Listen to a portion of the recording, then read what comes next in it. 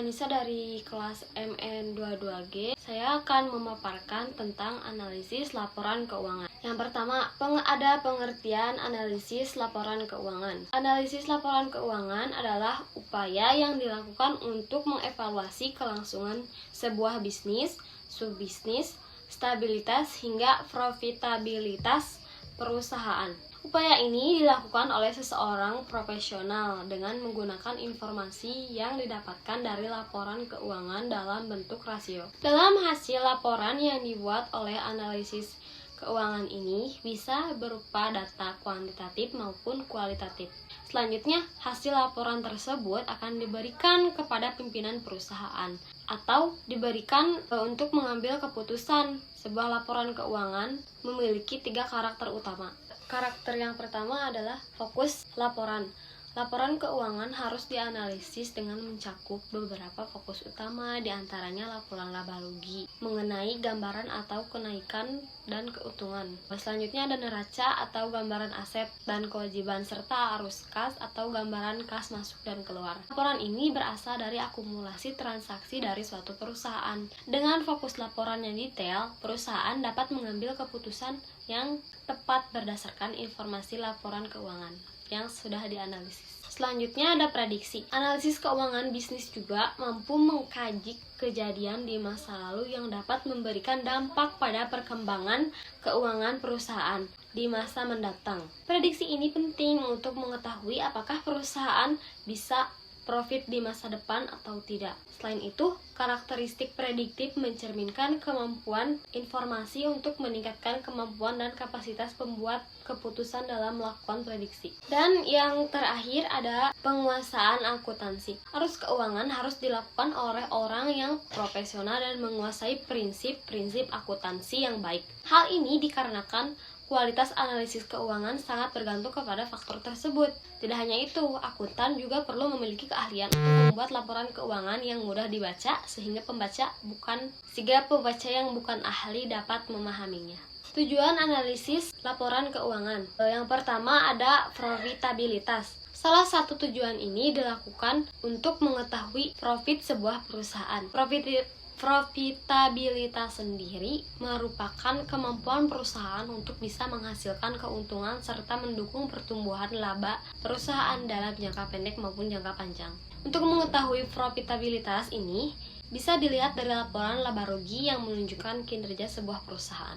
Nah, selanjutnya ada solvabilitas. Tujuan dari melakukan analisa laporan keuangan yang selanjutnya ini, solvabilitas perusahaan, merupakan kemampuan perusahaan dalam memenuhi semua kewajiban. Hasil yang diperoleh dengan membandingkan seluruh kewajiban dengan semua aset, serta membandingkan semua kewajiban dengan ekuitas. Yang selanjutnya, yang ketiga ada likuiditas.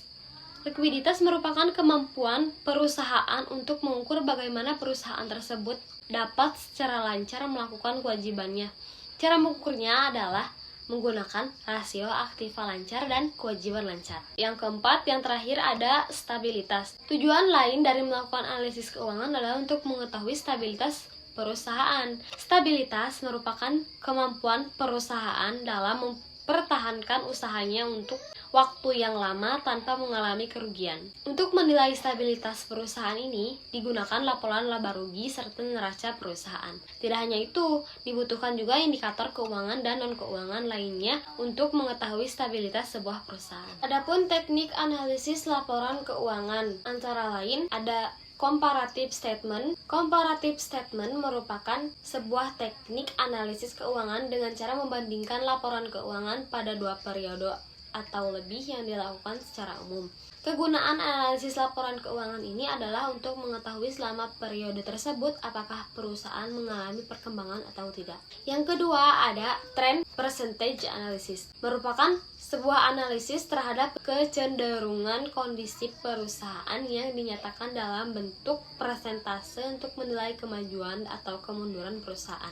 Yang ketiga ada common size statement, merupakan metode analisis laporan keuangan terhadap presentasi investasi untuk mengetahui persentase di masing-masing aktiva. Cara ini juga digunakan untuk mengetahui struktur permodalan serta komposisi pembiayaan yang terjadi ketika dihubungkan dengan jumlah penjualan perusahaan.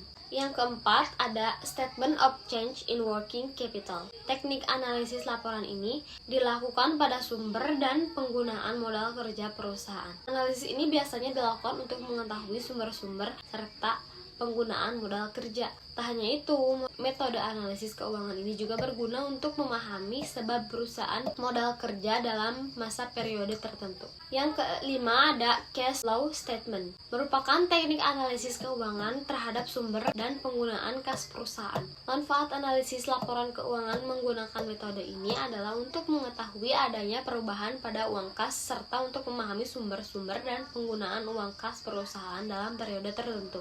Yang keenam ada ratio analisis, merupakan analisis rasio keuangan digunakan untuk mengetahui hubungan dari pos-pos tertentu yang ada pada neraca atau laporan laba rugi baik secara individu maupun kombinasi dari keduanya.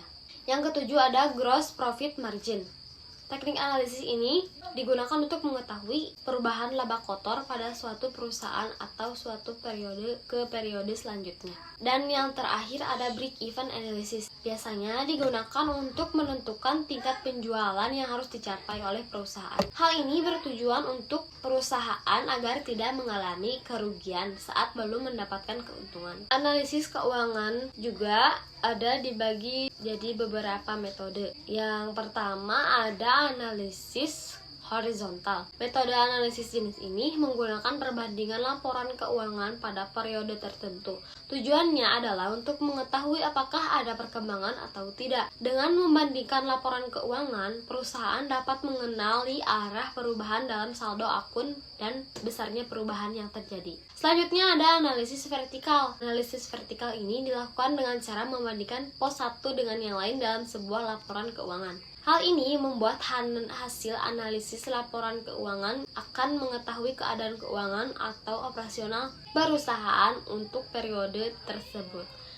Contohnya, melihat pos pengeluaran dalam laporan laba rugi perusahaan dapat melihat hal ini berkontribusi pada margin laba, apakah profitnya meningkat atau tidak. Setiap analisis keuangan biasanya memiliki teknik dan metodenya sendiri dan membuat laporan untuk keuangan dalam perusahaan. Akan tetapi secara umum tujuannya sama untuk mengetahui apakah perusahaan mengalami perkembangan atau tidak dari periode satu ke periode lainnya. Hal ini sangat berkaitan dengan laba rugi serta langkah-langkah perusahaan ke depannya. Maka dari itu, pembuatan analisis keuangan tidak boleh sembarangan dan harus dilakukan oleh seseorang yang sudah profesional. Sekian pemaparan presentasi dari saya. Mohon maaf apabila ada banyak kekurangan. Terima kasih.